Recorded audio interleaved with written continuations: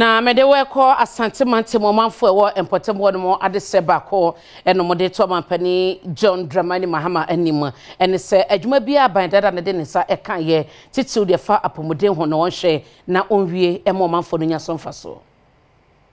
Sewa Regional Hospital ya sabia bako a eno ewa asante mantam no emo ya sempanyefo ha wonani anka empaba yese ahenu aduonum 250 ene betumi akomo na susubesi ne enya de asaya sabia wa bia tomo botayenti a empanyefo esi saya sabia no ene se anka no babua ama se nipa dodo na de omani echire Comfort Teaching Hospital no eso betumi ate na ya sabia djuma ne sofa ne ntuma pefra ewa asante mantam no emo we hunente no ama de hye wa asante mantam ne mo ede to aban no mo se ho abahia Sewa Regional Hospital no obetumi abia tumu adiama wo mu miame mame Comfort yedika de ne koye yenya pet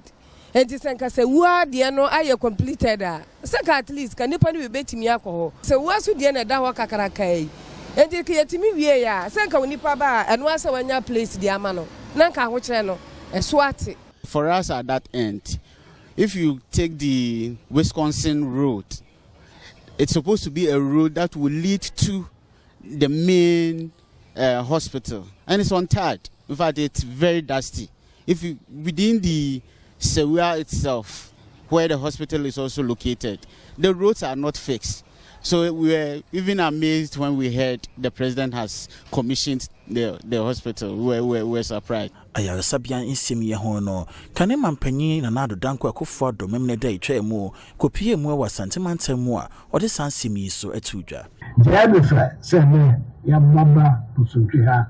na regional hospital wo Ashanti mu wa na bay ye baba papa ntuma 7th month ni akakuru ayo baba